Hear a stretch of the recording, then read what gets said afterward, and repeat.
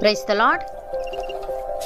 ఈరోజు దేవుని వాగ్దానము, నీ దేవుడైన యెహోవాని సేవింపవలెను, అప్పుడు ఆయన నీ ఆహారమును నీ పానమును దీవించును.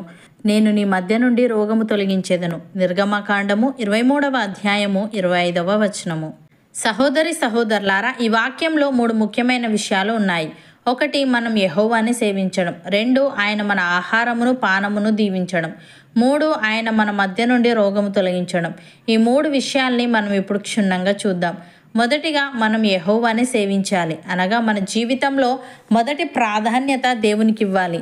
ఆయనను విడిచి మరెవరిని దేవుడిలా భావించకూడదు. ఇతర దేవతలు, విగ్రహాలు లేదా లోకంలోని పాపపు మార్గాలు ఇవి మన జీవితంలో స్థానం పొందకూడదు. ఉదాహరణకు, యెహోషువ నేనును నా ఇంటివారు యెహోవాను సేవించెదము అని అన్నాడు. ఇతర అన్ని దేవతలను పక్కన పెట్టి యెహోవాకు మాత్రమే అంకితమయ్యాడు. అలాగే షడ్రక్, మెషక్, అబేద్నెగో బంగారు విగ్రహానికి నమస్కరించాలని రాజు ఆజ్ఞ ఇచ్చినా వారు అంగీకరించలేదు. మేము మా దేవుడైన యెహోవాని సేవించెదము అని నిలబడ్డారు. ఫలితం, అగ్నిగుండంలో నుండి కూడా హాని లేకుండా రక్షింపబడ్డారు. ప్రియులారా, మనల్ని సృష్టించింది ఏకైక దేవుడు. ఆ దేవుణ్ణే మనం అనునిత్యం సేవించాలి.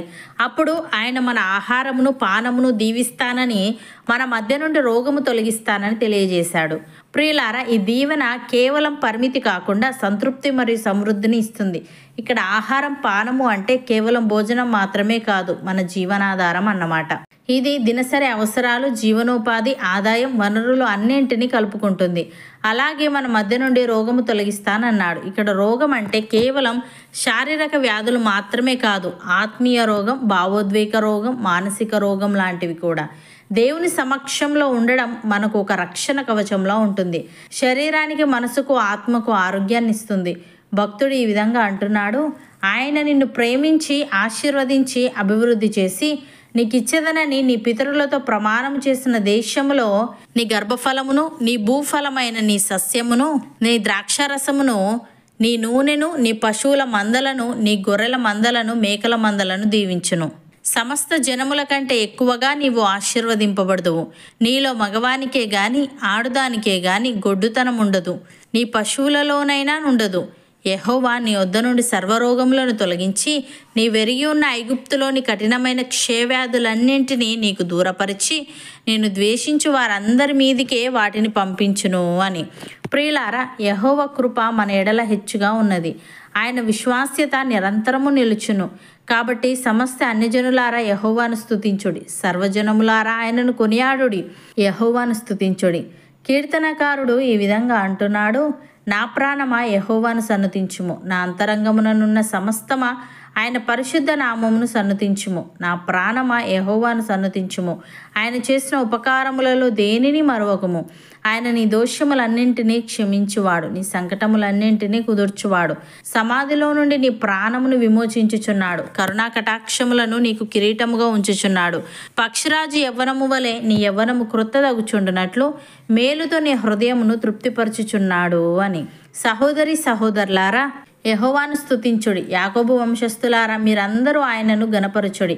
ఇజ్రాయెల్ వంశస్థులారా, మీరందరూ ఆయనకు భయపడుడి. ఆయన బాధపడు వాని బాధను తృణీకరింపలేదు, దాన్ని చూచి ఆయన అసహ్యపడలేదు. అతనికి తన ముఖమును దాచలేదు. వాడు ఆయనకు మొరపెట్టగా ఆయన ఆలకించెను. మహాసమాజంలో నిన్ను గూర్చి నేను కీర్తన పాడెదను.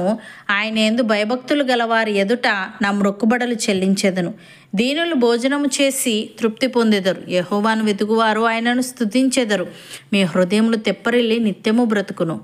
నమ్మిన వారు నాతో పాటు ప్రార్థనలో ఏకీభవించండి. పరిశుద్ధుడా, ప్రేమగల తండ్రి, మేము నిన్నే సేవింపవలనని, అప్పుడు నీవు మా ఆహారమును పానమును దీవించుదువని, మా మధ్య నుండి రోగము తొలగించుదువని తెలియజేశావు. తండ్రి, నీకు స్తుతులు.